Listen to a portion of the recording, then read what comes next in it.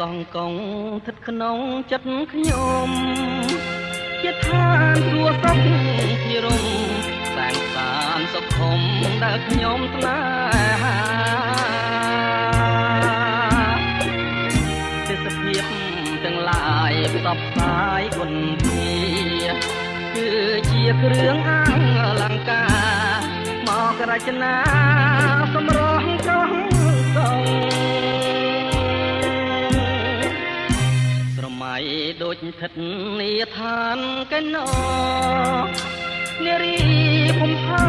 នបវរតុបតែងលម្អដូចកងោកពេលពងទុំលើក្បាលទូកសែនសំត្រឹងត្រង់សងវែងរលើបរលងភាំងពោផងដោយកែនរីជាប់ចិត្តកយគុណអរុនរៀងរាំងទូកមីដេដាស់កំរប្រទេសទេសភាពប្រពៃជាប់ចិត្តកយគុណសាយ័នសម័យ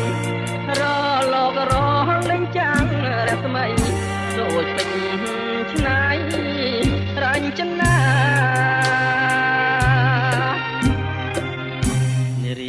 ស្លៀងពាំងឆ្លងពណ៌គ្រប់យ៉ាងអង្គុយក្រហមដើមកោងកាងសម្បត្តិសំអាងអួតទឹកដ៏ថ្លាខ្លះស្លៀងពាក់ខ្លីអាវស្ដើងសង្ហាភ័យផាត់មកប៉ះ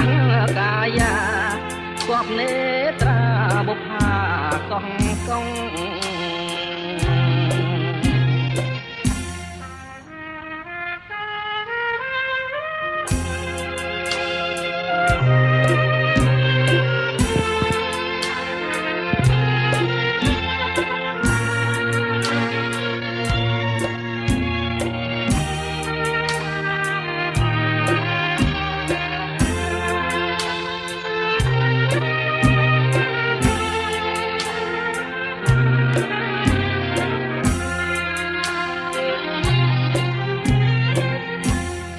ចិត្តកយគុណអរុនរៀងរាំងទូកមីដេដាស់កំរប្រទេសទេសភាពប្រពៃជាប់ចិត្តកយគុណសាយ័នសម័យរលករលេងចាំងរស្មីដូចពេជ្រឆ្នៃ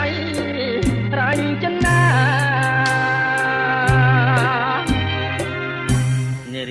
ស្លៀកពាំងឆ្លុះពណ៌ក្រុមយ៉ាងអង្គុយក្រហមដើមកោងកាង